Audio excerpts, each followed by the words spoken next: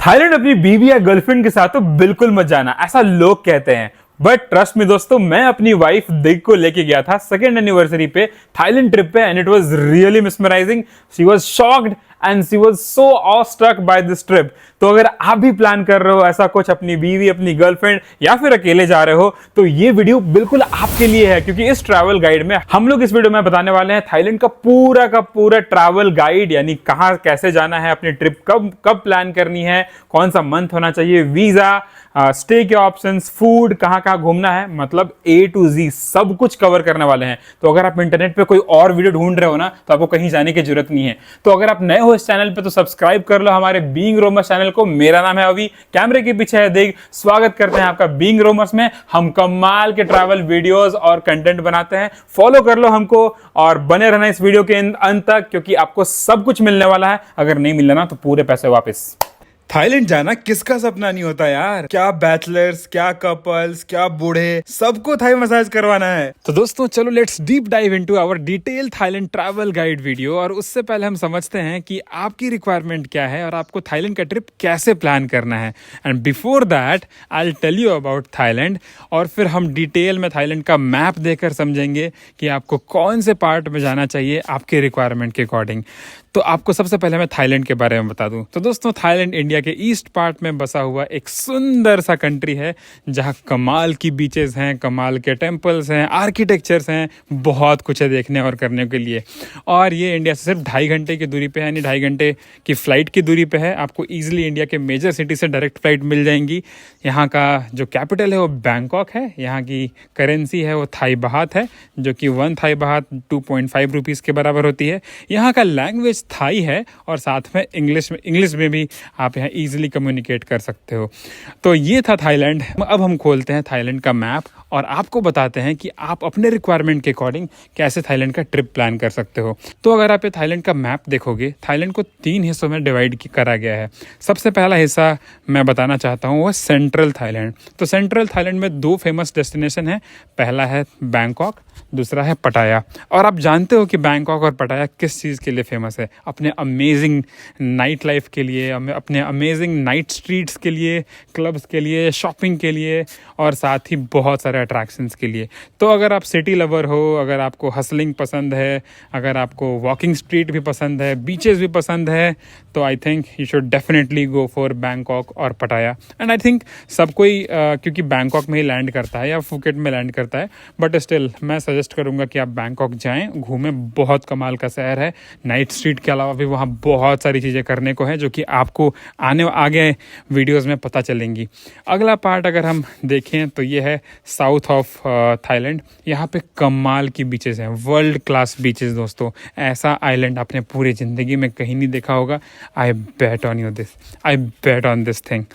तो यहाँ पे साउथ ऑफ थाईलैंड में आते हैं को सामुई, फुकेट और क्रैबी। इनका नाम तो आपने डेफिनेटली सुना होगा। इन जनरल हनीमूनर्स या फिर जिनको बीचेस पसंद हैं वो इस रीजन में जाते हैं, बट मैं तो आपको डेफिनेटली रिकमेंड करूँगा यहाँ भी जाने के लिए। सबसे ऊपर नॉर्थ ऑफ थाईलैंड में आता है चांग माई और चांग राई, जो फेमस है अपने अमेजिंग आर्किटेक्चर्स के लिए, टेम्पल्स के लिए, नेचुरल ब्यूटीज़ के लिए, एलिफेंट सेंचुरीज़ के लिए, कमाल के कैफ़ेज़ के लिए, riverside camping and trekking के लिए। तो आप यहाँ भी जा सकते हो। और ये काफ़ी लेस एक्सप्लोर्ड सेक्शन है। जनरली लोग फुकेट, क्रैबी और बैंकॉक ही करके आते हैं। तो अगर आप लंबा ट्रिप बना रहे हो या फिर दूसरी बारी अगर आप थाईलैंड जा रहे हो, तो इस सेक्शन को ज़रूर कवर करना। तो ये थी थाईलैंड की मैप दोस्तों। और अब अभी आपको पता चल ही गया होगा कि आप किस टाइप के ट्रैवलर हो और आपको क्या क्या एक्सप्लोर करना चाहिए। तो ये पूरा कवर करने के लिए आपको मिनिमम 15 से 20 दिन चाहिए। डेफिनेटली 15 से 20 दिन में आप आई थिंक हो जाएगा, आप एक्सप्लोर कर लोगे। अगर आपके पास 15 से 20 दिन नहीं है, अगर आप बीच लवर हो, तो फिर आपको बैंकॉक उतरना है और उसके बाद you can explore the southern part, then you can come back to India. अगर आप टेम्पल्स, आर्किटेक्चर वाले बंदे हो, then you definitely head to Chiang Mai, Chiang Rai. वहाँ पे एक्सप्लोर करके you can come back to India. तो travel map के जरिए हमने अभी देखा कि हम कैसे थाईलैंड का ट्रिप प्लान कर सकते हैं। अब मैं बात करता हूँ हमारे अगले सेक्शन की, यानी when is the best time to visit Thailand. So दोस्तों let's discuss the second point जो कि है when is the best time to visit Thailand. तो आप लोगों को तो पता ही होगा थाईलैंड एक ट्रॉपिकल कंट्री है और इसका जो वेदर है वो बिल्कुल हमारे इंडिया के 2-3-4 जगहों से रिजेंबल करता है, जैसे कि गोवा, अंडमान। तो वैसा ही वेदर वहाँ पे होता है दोस्तों, हॉट एंड ह्यूमिड। समुंदर के किनारे आपको पता ही है कैसा वेदर होता है, बट स्टिल थाईलैंड जाने का बेस्ट टाइम तो है ही। इससे पहले हम लोग ये डिस्कस कर लेते हैं कि थाईलैंड में कैसा कैसा वेदर होता है। तो जनरली दोस्तों थाईलैंड में 2 टाइप के वेदर होते हैं, एक तो ड्राई सीजन होता है, ड्राई वेदर होता है, और दूसरा होता है वेट। तो ड्राई जो सीजन होता है वो एक्चुअली बेस्ट टाइम है वहाँ घूमने का, and that starts from November to April. तो नवंबर से लेके अप्रैल तक जो वेदर होता है वो प्लेजेंट होता है, आप उस समय अपना ट्रिप प्लान कर सकते हो। बट आपको ये भी ध्यान रखना होगा कि उस समय ही सबसे ज़्यादा रश होगा, मतलब प्राइसेस थोड़ी सी हाइक्ड होंगी, आपको बहुत ज़्यादा भीड़ भड़ाका मिलेगा देखने को। पीक सीजन तो डेफिनेटली आप नवंबर से लेके फेब या मार्च तक अपना ट्रिप प्लान कर सकते हो। मार्च एंड से जो फिर मई तक या जून तक जो होता है टेम्परेचर बहुत हाई होता है, सनबर्न के चांसेस ज़्यादा होते हैं, बहुत गर्मी होती है। जुलाई से लेके अक्टूबर तक वहाँ जो होता है वेट सीजन होता है, दबा के बारिश होती है दोस्तों वहाँ पे। तो उस टाइम पे तो जनरली आपको अवॉइड ही करना होता है, क्योंकि उस समय सी थोड़े से रफ होते हैं, तो आपको जो एक्टिविटीज़ है, वाटर स्पोर्ट्स एक्टिविटीज़, आप वो नहीं कर पाते हो। बट अगर आपको लेट से एक्सप्लोर करना है थाईलैंड, बस ऊपर ऊपर से घूम के चला आना है, पैसे बचाने हैं, तो आई थिंक वो एक affordable kind of weather option है आपके लिए, जहाँ पे आप जा सकते हो एक्सप्लोर करना। स्टिल जो आपको अगर बेस्ट एक्सपीरियंस करना है, पैसे भी बचाने हैं, तो I think you should definitely consider shoulder months, जैसे कि अक्टूबर हो गया या फिर मार्च या अप्रैल हो गया। इन 3 मंथ्स में आप जाके थाईलैंड को एक्सप्लोर कर सकते हो। थोड़ा सा आपको भीड़ भाड़ भी कम मिलेगी और अच्छे दाम में आपके को होटल्स और एक्टिविटीज़ भी मिल जाएंगी। तो I think this is what all about Thailand का वेदर एंड हमें कब प्लान करना चाहिए। अगला जो पॉइंट हम लोग डिस्कस करने वाले हैं वो है फ़्लाइट। तो दोस्तों थाईलैंड जाने का एकमात्र तरीका है इंडिया से, वो है फ़्लाइट। और इंडिया के सारे मेजर सिटी से थाईलैंड के लिए डायरेक्ट फ़्लाइट्स चलती हैं, जैसे कि कोलकाता, दिल्ली, मुंबई, पुणे, हैदराबाद और बेंगलुरु। तो आई थिंक आपको इंडिया के सारे मेजर सिटी से आपको डायरेक्ट फ़्लाइट मिल जाएगी। और ये डायरेक्ट फ़्लाइट 6 से 7 हज़ार रुपये ऑन एन एवरेज होती है, अगर आप 2 या 3 महीना पहले बुक करा लो तो। फ़्लाइट्स कहाँ से बुक करनी है? फ़्लाइट्स आप दोस्तों बुक कर सकते हो स्काई स्कैनर से प्राइस कंपेयर करके, या फिर अगर कोई अच्छी डील्स मिल रही हो। Generally we prefer Cleartrip, क्योंकि वहाँ पे हमको अच्छा डिस्काउंट मिल जाता है। This is not a promo video for Cleartrip. हम इन जनरल स्काई स्कैनर और क्लियर ट्रिप यूज़ करते हैं अपना फ़्लाइट टिकट बुक कराने के लिए। सो आप 2 से 3 महीने पहले की टिकट ले लो। मेक श्योर करना कि जो लो कॉस्ट कैरियर है उसमें आप ज़रूर देख लेना कि आपको लगेज एक्स्ट्रा अलाउ कर रहे हैं या नहीं कर रहे हैं, क्योंकि जैसे आप वेब जेट या फिर एयर एशिया से टिकट बुक कराते हो तो वहाँ पे सिर्फ केबिन लगेज अलाउड होता है। तो आप कई बार लोगों को पता नहीं होता है and they and up paying बहुत ज़्यादा फीस, जैसे कि 7-8 हज़ार रुपये आपको लग जाते हैं अगर आप अपना लगेज कैरी करके ले जाते हो तो चेक इन में। तो प्लीज़ मेक श्योर कि सस्ते प्राइस के चक्कर में आप इसको मत इग्नोर करना, इसको आप ज़रूर देख लेना। तो this is what all about flight information. तो आप अपनी टू एंड फ्रो की जो टिकट्स हैं वो आप पहले से ही बुक करा लो, ताकि आपको सस्ते दाम में और कम दाम में टिकट्स मिल जाएँ। तो friends next point is visa. तो आपको तो पता ही है, अगर आप फॉरेन कंट्री जा रहे हो तो एक डॉक्यूमेंट की रिक्वायरमेंट होती है, वो है वीज़ा। हर कंट्री में आपको वीज़ा की रिक्वायरमेंट होती है। अब चलो जल्दी से आपको खुशखबरी सुना दूँ। खुशखबरी ये है कि थाईलैंड फिर से वीज़ा फ्री हो गया है। यानी दोस्तों अभी मैं ये वीडियो 2 नवंबर को शूट कर रहा हूँ और थाईलैंड गवर्नमेंट ने इंडियंस के लिए वीज़ा फ्री कर दिया है। यानी you don't have to pay a single penny to get Thailand visa, और आपको बस अपना पासपोर्ट लगेज लेके मुंह उठा के पहुँच जाना है थाईलैंड, और स्टैंप लग जाएगा। 60 दिन के लिए आप थाईलैंड में मस्त चिलैक्स कर सकते हो। प्लीज़ एक बार ही कंफर्म कर लेना आप, क्योंकि ये वीडियो अगर आप 1 साल बाद देख रहे हो या कभी देख रहे हो तो रूल्स माइट चेंज, राइट? तो आप ये ज़रूर देख लेना। बट अभी के लिए 2024 में नवंबर में थाई गवर्नमेंट ने इंडियंस के लिए वीज़ा फ्री कर दिया है। यानी कि यू डोंट हैव टू पे any rupees for the Thailand visa. लेकिन अगर मान लो अगर आप ये वीडियो 1 या 2 साल बाद देख रहे हो और अगर आप स्टिल सोच रहे होगे कि थाईलैंड तो ऑन अराइवल वीज़ा है और आपको उसके पैसे लगेंगे, तो मैं आपको उसका भी प्रोसेस बताता हूँ। तो हमने थाईलैंड ट्रैवल किया था आखिरी बार 2022 में, यानी 2022 में, and we had to obtain for Thailand on arrival visa. Basically on arrival visa वो होता है, आप किसी देश में लैंड करते हो और आपको वहाँ की government on arrival visa provide करती है कुछ पैसे लेकर। यानी उसका जो कॉस्ट था वो 2000 बाहत था। 2000 baht is nothing but around 5000 rupees. So 5000 rupees एक आदमी का हमारा लगा था थाईलैंड ऑन अराइवल वीज़ा का। और इसके कुछ रिक्वायरमेंट्स हैं जो मैं आपको बता देता हूँ। सबसे पहली रिक्वायरमेंट ये है कि आपकी 4x6 सेंटीमीटर की पासपोर्ट साइज़ फ़ोटो होना चाहिए पीछे वाइट बैकग्राउंड में, और आपका 80% फेस दिखना चाहिए फ़ोटो में। तो ये पहली रिक्वायरमेंट है, और मैं कुछ लिंक्स भी डाल दूंगा जहाँ से आप वीज़ा की रिक्वायरमेंट्स चेक कर सकते हो। दूसरी रिक्वायरमेंट ये है कि you must have 10,000 baht with you. अगर आप सिंगल जा रहे हो, अगर आप फैमिली के साथ ट्रैवल कर रहे हो तो 20,000 बाहत आपके पास होना चाहिए। इससे ये पता चलता है कि हाँ, ये बंदा अपना ट्रिप फंड कर लेगा। यानी आप जब तक थाईलैंड में रहोगे भीख वीख नहीं मांगोगे, आप अपना ट्रैवल आराम से फंड कर सकते हो। थर्ड थिंग इज़ कि आपका रिटर्न फ़्लाइट की टिकट्स होनी चाहिए कि आप थाईलैंड में कब एंट्री ले रहे हो, थाईलैंड से वापस आपकी कब फ़्लाइट है। जो फोर्थ पॉइंट है, आपके पास जो होटल की अकोमोडेशन है वो बुकड होनी चाहिए। ये 4 चीज़ें बेसिकली वो देखते हैं। There is no requirement for travel insurance, तो आपको उसके लिए टेंशन लेने की ज़रूरत है नहीं है। लेकिन स्टिल अगर आप फॉरेन कंट्री जा रहे हो तो ट्रैवल इंश्योरेंस लेना बेटर होता है गाइज़, क्योंकि आपका लगेज चोरी हो सकता है, आप वहाँ बीमार हो सकते हो, तो फिर बहुत खर्चा लगता है। तो डेफिनेटली आप एक ट्रैवल इंश्योरेंस भी ले सकते हो। हालांकि मैं वीज़ा वाले पॉइंट में इसको कवर नहीं करूँगा। तो ये है, तो this is the requirement for Thailand on arrival visa. आप ई वीज़ा भी अप्लाई कर सकते हो। जैसे आप इंडिया में हो, अगर आप ड्रोन की परमिशन चाहते हो, या फिर आपको वहाँ लाइंस में नहीं खड़े होना, क्योंकि थाईलैंड में हज़ार टूरिस्ट आते हैं एक दिन में। तो अगर आपको वहाँ लाइन में नहीं खड़ा होना, अगर आपको लाइन स्किप करना है या क्यू छोटी रखनी है, उसमें जाना है, तो आप थाईलैंड की ई वीज़ा अप्लाई कर सकते हो। थाईलैंड कॉन्सुलेट मतलब जाकर, थाईलैंड कॉन्सुलेट की वेबसाइट से, उसकी भी लिंक हमने नीचे दी हुई है। तो आप उसको अप्लाई करके थाईलैंड का वीज़ा ऑब्टेन कर सकते हो और हैसल फ्री थाईलैंड ट्रैवल कर सकते हो। अगर मान लो अगर आप थाईलैंड का वीज़ा एक्सटेंड करवाना चाहते हो, तो नियरेस्ट थाई एम्बेसी जैसे कि फुकेट में है, बैंकॉक में है, पटाया में है, वहाँ जाकर अप्लाई करना होता है। आपको कुछ पैसे पे करने होते हैं और फिर आपका वो वीज़ा फिर से 30 दिन के लिए या 15 दिन के लिए एक्सटेंड कर देते हैं। So this is all information about visa दोस्तों। स्टिल अगर आपको वीज़ा के बारे में कोई भी क्वेरी हो तो आप हमें कमेंट डाउन कर देना। We would love to answer your queries. Now let's discuss the next point. तो दोस्तों let's talk about our next point, that is currency. तो दोस्तों थाईलैंड की जो करेंसी है उसको बोलते हैं थाई बाहत, और एक थाई बाहत में होता है 2.5 इंडियन रुपीज़। इतनी भी ज़्यादा वैल्यू नहीं है दोस्तों, इसलिए थाईलैंड चीप है, बहुत ही अफोर्डेबल है इंडियंस के लिए, और इंडियंस भर के थाईलैंड जाते हैं। तो कुछ करेंसी के बारे में मैं आपको बता देता हूँ।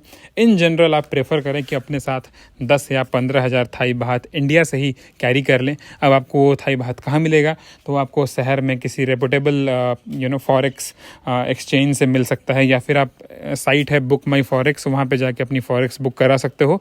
That is the best, this is the best place where you can get your Thai baht. और अगर आपको थाई बाहत एयरपोर्ट से लेना है तो वो भी आप कर सकते हो, बट आपको रेट्स बहुत ही ख़राब मिलेंगे। तो प्रेफरेबल यही होगा कि आप मिनिमम 10,000 थाई बाहत, अगर आप सिंगल हो तो लेके चले जाओ, अगर आप फैमिली हो तो 20,000 थाई बाहत अपने साथ कैरी कर लो। इसके अलावा आपको थाईलैंड के ATM से भी आप थाई बाहत ईजिली निकाल सकते हो। उसके लिए आपके पास कोई भी वीज़ा कार्ड होना चाहिए and you can easily take it out.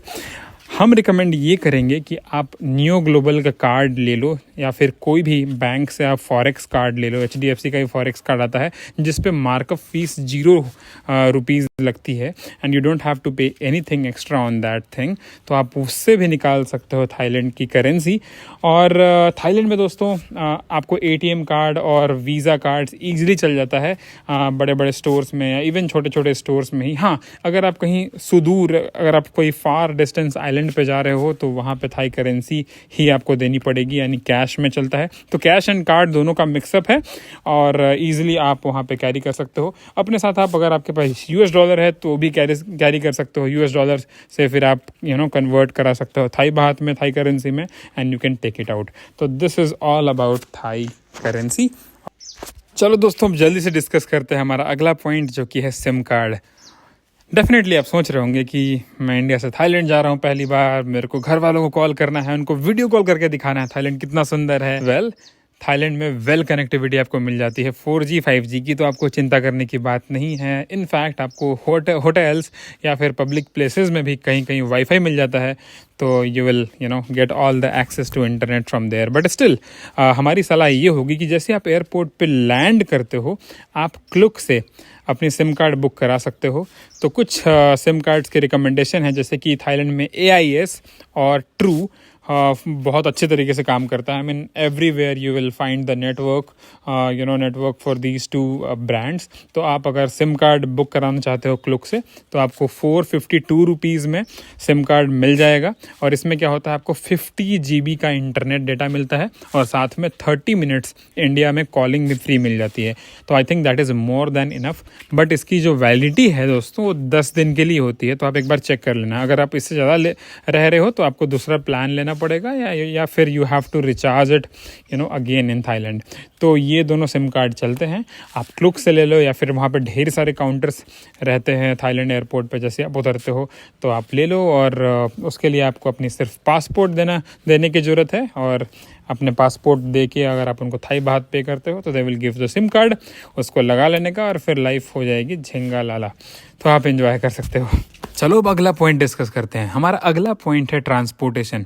तो किसी भी कंट्री में अगर आप लैंड करते हो तो आप डेफिनेटली वरीड होते हो कि मैं एयरपोर्ट से अपने होटल कैसे पहुंचूंगा, या फिर उस कंट्री में मेरे को इस जगह से दूसरी जगह जाना है तो कैसे जाऊंगा। ये सवाल मन में घूमते रहते हैं। आपकी जानकारी के लिए बता दूं कि थाईलैंड वेल कनेक्टेड है by road, air and by sea. तो आप तीनों मोड ऑफ ट्रांसपोर्टेशन यूज़ कर सकते हो दोस्तों, बाय रेल ऑल्सो। तो आप ये तीनों चारों जो कनेक्टिविटी की मीन्स हैं, आप उसको यूज़ कर सकते हो। थाईलैंड में आपको कोई परेशानी नहीं होने वाली है। सबसे पहले एक एक करके बात करते हैं। तो अगर जैसे आप थाईलैंड के बैंकॉक एयरपोर्ट में लैंड करते हो, वहाँ से अगर आपको अपने होटल जाना है तो 2 तरीके हैं। सबसे पहला तरीका ये है कि आप कोई कैब हायर कर लो। कैब हायर करने के लिए भी 2 तरीके हैं। या तो अगर आपके पास ग्रैब या गोजे एक ऐप है, जो कि थाईलैंड में मुख्यतः, जैसे इंडिया में ओला उबर चलती है ना, वैसे ही थाईलैंड में ग्रैब और गोजे एक ऐप होती है, जिसको आप डाउनलोड करके सिम परचेज करने के बाद you can book your cab, और फिर आप इजीली 30 से 40 बात में अपने होटल्स पहुंच सकते हो बैंकॉक में, क्योंकि बैंकॉक एयरपोर्ट जो मेन सिटी से थोड़ा दूर है। सेकेंड ऑप्शन आपके पास ये है थाईलैंड का रेल, जो एयरपोर्ट मेट्रो या एयरपोर्ट रेल है, आप उसको यूज़ करके आप जा सकते हो, जो कि आपको डायरेक्टली सिटी सेंटर थाईलैंड में ड्रॉप करेगी। उसके लिए आपको वहाँ से टिकट खरीदनी पड़ेगी, या फिर आपको वहाँ का मेट्रो पास लेना पड़ेगा। अगर आपको बैंकॉक में 3-4 दिन रुकना है तो मेट्रो पास बेटर ऑप्शन है। आपको किसी भी रेलवे स्टेशन से मेट्रो पास मिल जाएगा, तो आप उसे परचेज कर सकते हो। नाउ आवर नेक्स्ट पॉइंट कि भैया एयरपोर्ट से हम लोग होटल तो पहुंच गए। अगर मान लो मेरे को बैंकॉक से पटाया जाना है, अगर मान लो मेरे को बैंकॉक से फुकेट जाना है, क्रैबी जाना है, या फिर चांगमाई जाना है, तो कैसे जाएंगे? Well, good question.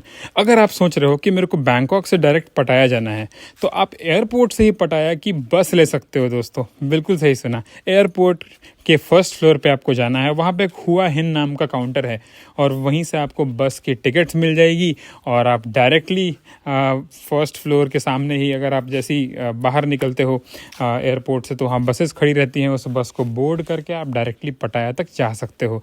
इसके अलावा अगर आपको फुकेट या क्रैबी जाना है तो वी वुडंट रिकमेंडेड बाय बस, क्योंकि काफ़ी दूर दूर बसे हुए आइलैंड्स हैं, तो आपको काफ़ी टाइम लग सकता है। Flight is the best option. Flights are the best option in Thailand, अगर आपको डिफरेंट आइलैंड या फिर डिफरेंट सिटीज़ ट्रैवल करनी है। और जो थाई एयरवेज, जैसे कि थाई स्माइल हो गया, या फिर और एयरलाइन है, वो काफ़ी चीप सर्विसेज प्रोवाइड करती हैं, यानी कि आप 1500 से 2000 रुपये में ईजिली बैंकॉक से फुकेट या क्रैबी लैंड कर सकते हो और वापस आ सकते हो उतने ही प्राइस में।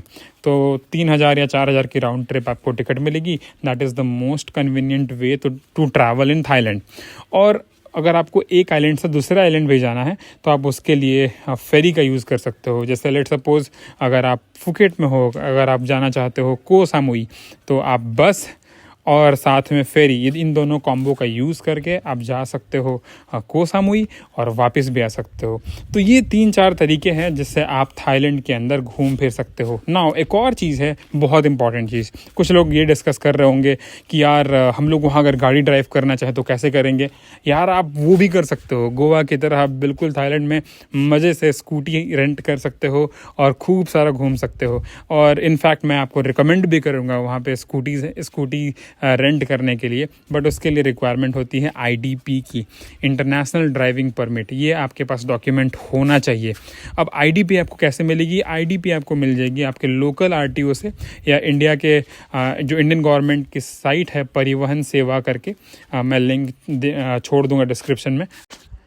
तो दोस्तों थाईलैंड में गो अराउंड करने का एक और सबसे पॉपुलर वे है और उसे कहते हैं टुक टुक। जी हाँ दोस्तों, आपने बिल्कुल सही सुना, टुक टुक हमारे यहाँ बिल्कुल ऑटो रिक्शा वाली वाइब देता है, बट वहाँ के टुक टुक थोड़े से बड़े होते हैं, फैशनेबल होते हैं, मस्त उनमें फूल पत्ती सब लगा के लोग घूमते हैं।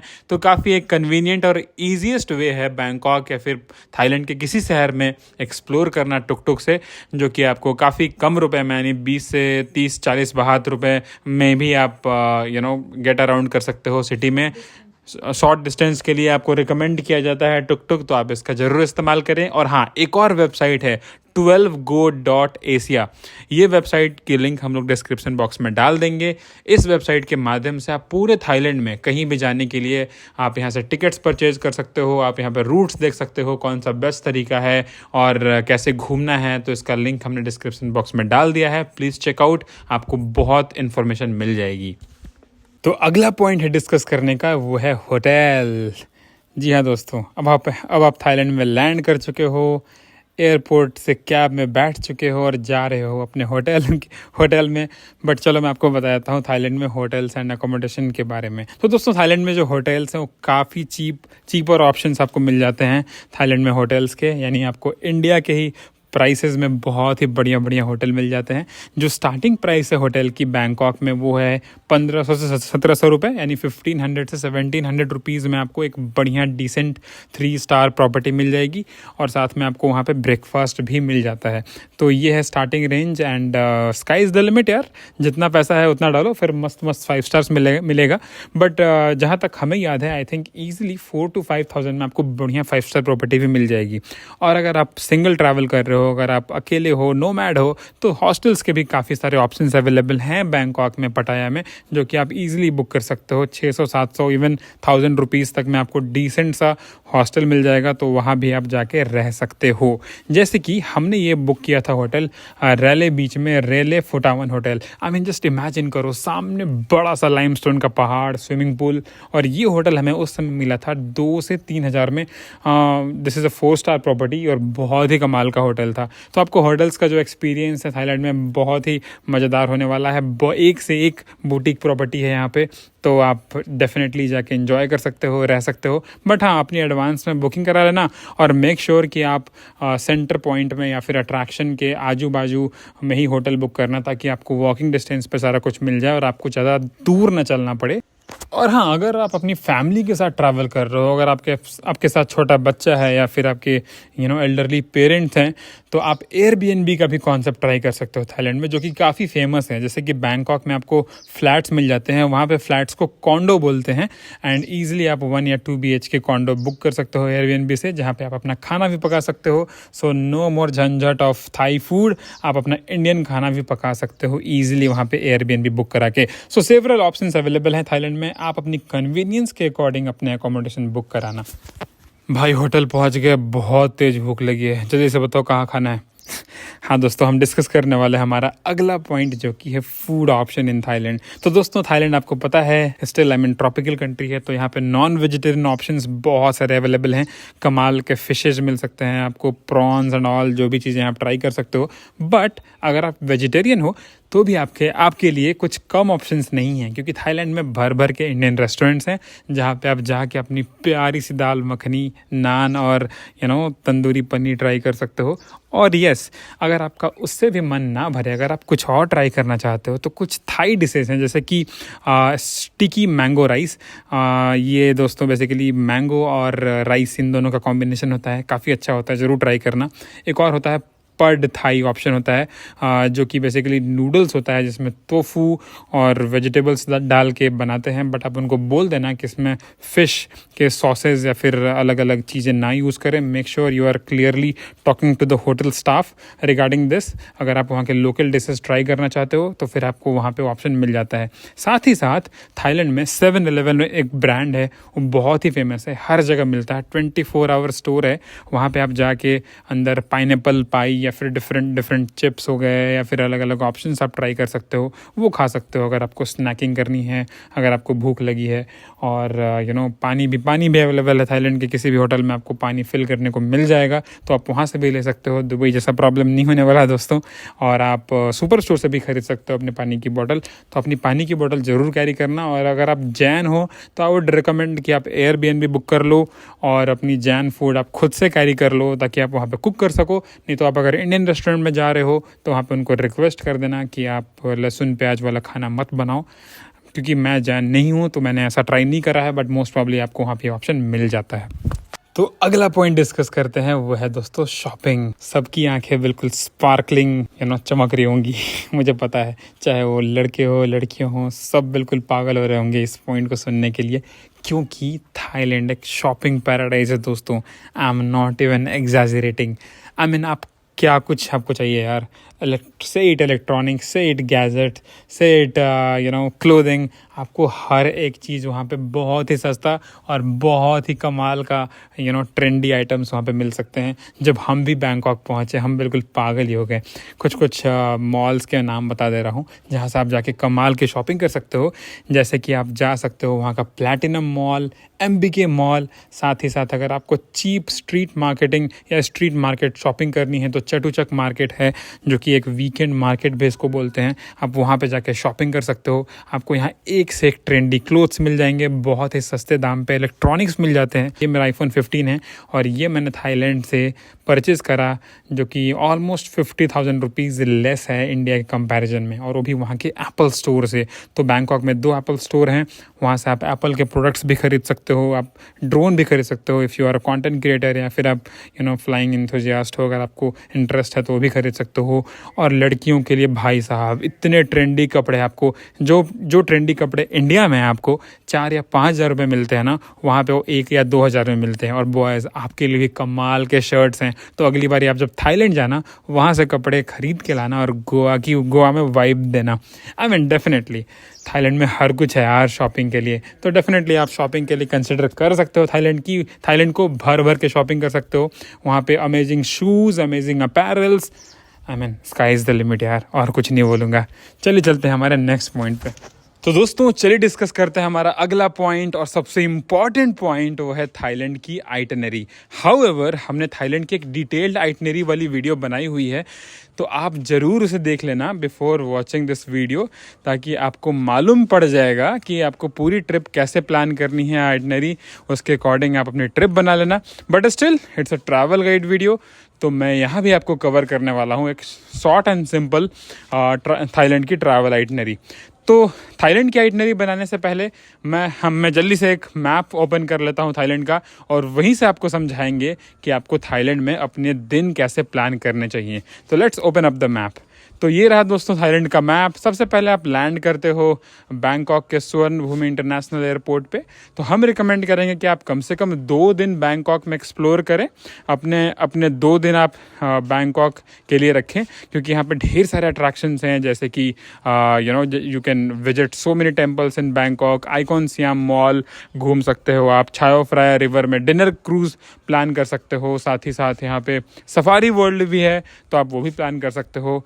उसके बाद आप क्या कर सकते हो कि आप यहाँ से टैक्सी बुक करके थर्ड डे पे यू कैन हेड टू पटाया। पटाया बहुत ही कमाल की जगह है दोस्तों, इट्स अ हैपनिंग प्लेस और हर यंग लोगों का क्या ही बोलूँ यार, हर किसी का सपना होता है पटाया जाना। तो पटाया को हमने मिस नहीं करा है।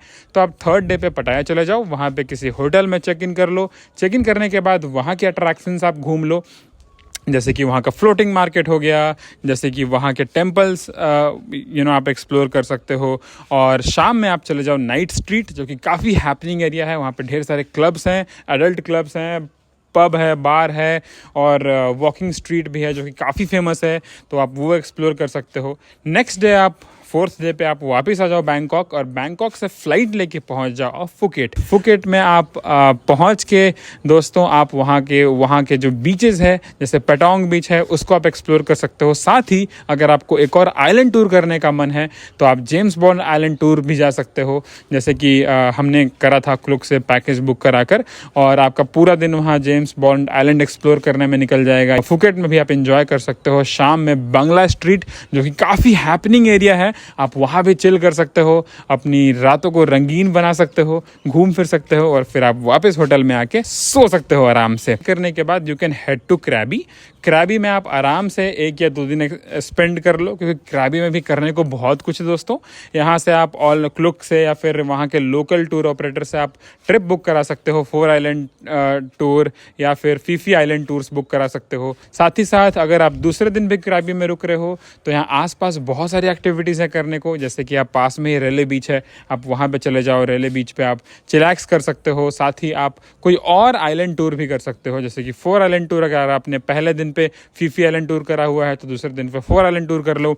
अगर आपको आइलैंड टूर करने का मन नहीं है तो आप यहाँ पे एलिफेंट सेंचुरीज घूम सकते हो, जहाँ पे आप हाथियों के साथ खेल सकते हो और उनको फीड करा सकते हो। इसके अलावा यहाँ पे कयाकिंग के भी ऑप्शन अवेलेबल हैं। काफ़ी अमेजिंग बैक वाटर है, यहाँ पे आप कयाकिंग कर सकते हो। यहाँ के एमरल्ड पूल में आप नहा सकते हो, कॉफ़ी प्लांटेशन घूम सकते हो, और फिर वापस आके अपने होटल में चिलैक्स कर सकते हो। और शाम में आप घूम सकते हो आओ नंग बीच का कमाल का स्ट्रीट मार्केट, बहुत ही सुंदर है। यहाँ खाने पीने के ढेर सारे ऑप्शन मिल जाते हैं आपको। साथ ही साथ आप यहाँ पे शॉपिंग भी कर सकते हो और अपनी ज़िंदगी का लुत्फ उठा सकते हो। 2 दिन क्रैबी में स्पेंड करने के बाद you will head back to Phuket. अगर आपके पास दिन कम है या अगर आपकी फ़्लाइट है तो आप फुकेट से डायरेक्टली इंडिया की फ़्लाइट ले सकते हो, अगर नहीं तो वाया बैंकॉक भी आप जा सकते हो। अगर आपके पास कुछ और दिन है दोस्तों देन डेफिनेटली आप एक और दिन फुकेट में दे सकते हो, और आसपास फुकेट से एक फेमस आइलैंड है को सामुई, वहाँ भी जा सकते हो आप। वहाँ पे फुल मून पार्टी होती है, तो इसे मिस मत करना। अगर आपके पास 8, 9 या 10 दिन हैं तो आप वहाँ जा सकते हो। को सामुई जाने के लिए आपको पहले पहुँचना है सूरत थानी आप बस से पहुंच सकते हो, फुकेट से बस लेके, और सूरत थानी से आप वापस फेरी लेके को सामुई आइलैंड जा सकते हो। वहाँ पे आइलैंड्स को एक्सप्लोर कर सकते हो, स्नॉर्केलिंग कर सकते हो और फुल मून पार्टी का एंजॉय कर सकते हो। वापस आके आप फुकेट से फ्लाइट ले सकते हो directly heading back to India. अगर आपके पास अभी भी टाइम है then you can head back to then you can head back to सबसे नॉर्थ पार्ट ऑफ थाईलैंड, जो कि चिंग माई और चिंग राई है। आप यहाँ के मैजिकल वादियों में घूम सकते हो, यहाँ के टेम्पल्स में अपने आप को सोक इन कर सकते हो, यहाँ के ट्रैंक्वालिटी में अपने आप को सोक इन कर सकते हो। बहुत ही कमाल की जगह है चिंग राई और चिंग माई। यहाँ पे काफ़ी सुंदर सुंदर मंदिर हैं, एलिफेंट सेंचुरीज हैं, यहाँ पे आप जाके टाइम स्पेंड कर सकते हो। 1 या 2 दिन चिंग माई चिंग राई में स्पेंड करने के बाद you can head back to Bangkok, और बैंकॉक से आप अपनी डायरेक्ट फ्लाइट लेके इंडिया वापस जा सकते हो। तो ये थी थाईलैंड की sweet and simple itinerary. However हम लोग एक और वीडियो बनाए हैं थाईलैंड की आइटनरी की, पूरी वीडियो आप उसको जरूर देखना। उसमें हमने डिटेल में एक्सप्लेन करा हुआ है आपको कहाँ पे रुकना है, पहले दिन पे आप क्या क्या कर सकते हो, डिटेल में सब कुछ एक्सप्लेन करा हुआ है। तो आई थिंक थाईलैंड की आइटनरी इस सेक्शन के लिए काफ़ी इनफ है। Let's go to our next section. चलो थाईलैंड की आइटनरी तो बन गई, now let's talk about the most important part, itinerary से भी इम्पोर्टेंट पार्ट, वो है थाईलैंड का बजट। अभी आप सोच रहे होंगे कि यार सब कुछ बता दिया, ये भी तो बता दो कितना पैसा खर्चा होगा, क्योंकि जब तक पैसा नहीं होगा भाई ट्रिप कैसे प्लान करेंगे। वेल हम लोग आपको थाईलैंड का बजट भी बताने वाले हैं। तो सबसे पहले हम बात करते हैं ट्रांसपोर्टेशन की, जो कि आपको इंडिया से थाईलैंड कैसे पहुँचना है। 12 से 14 हज़ार में आपको रिटर्न फ्लाइट मिल जाएगी ईजिली, अगर आप एडवांस में 1 या 2 महीना पहले बुक कराते हो। मैं ये मान के चल रहा हूँ कि आप 6 दिन थाईलैंड में स्पेंड कर रहे हो तो आपको आपको होटल का जो खर्चा आएगा वो 12,000 आएगा। हालांकि उससे भी कम में होटल मिल जाता है, बट स्टिल मैं ये एज्यूम कर रहा हूँ कि आप थोड़े से डिसेंट होटल में रुकोगे तो इट्स लाइक 12,000 रुपये 6 into 2,000 rupees, that is equal to 12,000 rupees for hotel. अब बात करते हैं फूड की। थाईलैंड में फूड काफ़ी चीपर है। अब वेज हो या नॉन वेज हो, वहाँ पे स्ट्रीट फूड के ढेर सारे ऑप्शन अवेलेबल हैं। तो हमने एक दिन का 1,000 रुपये दिया है फूड का, क्योंकि हम ये मान के चल रहे हैं कि आपका जो ब्रेकफास्ट होगा वो इंक्लूडेड होगा होटल में। तो बाकी 2 टाइम के फूड का खर्चा is 1,000 rupees.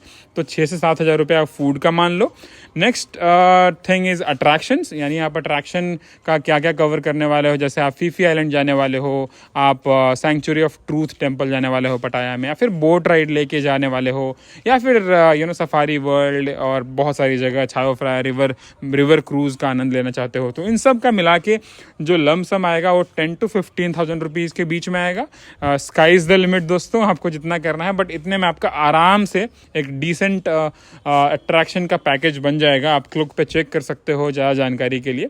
Next thing is transportation with in the country. I mean Thailand के अंदर आपको ट्रांसपोर्ट कैसे करना है। जैसे फॉर एग्जांपल आपने बैंकॉक में टुक टुक लिया, या फिर एयरपोर्ट से अपने होटल जाने के लिए कैब बुक करा, उसका खर्चा, या फिर अगर आप पटाया गए तो बस का किराया, या फिर अगर आप फुकेट से को सामुई गई तो फेरी का खर्चा। तो उन सब के लिए हमने टोटल 7,000 रुपये दिए हैं। अगर इन सब को पूरा जोड़ दिया जाए तो it will sum up around 51 to 54,000 rupees.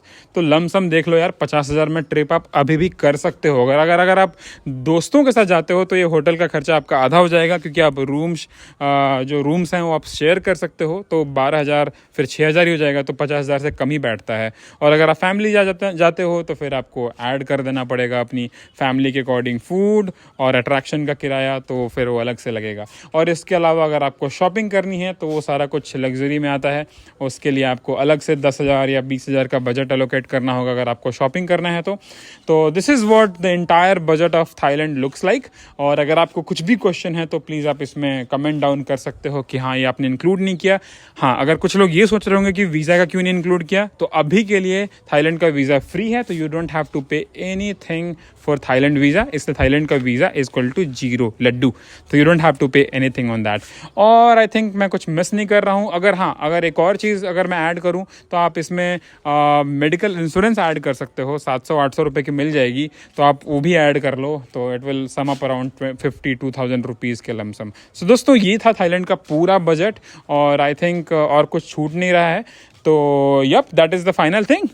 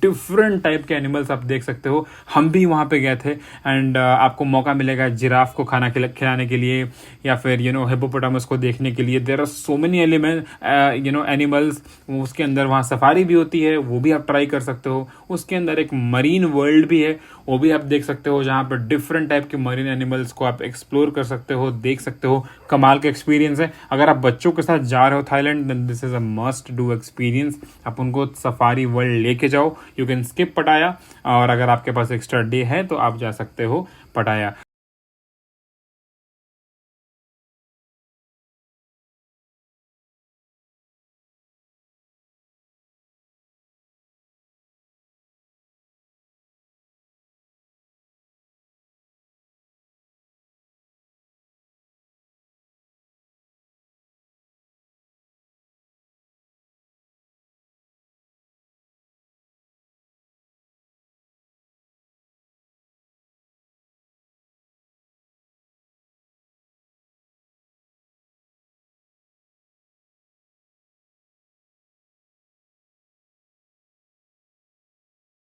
जिन लोगों ने अपने थाईलैंड की डे 8, 9 और 10 की आइटनरी बनाई है, अब उनको एक्सप्लोर करना है कोफांगान।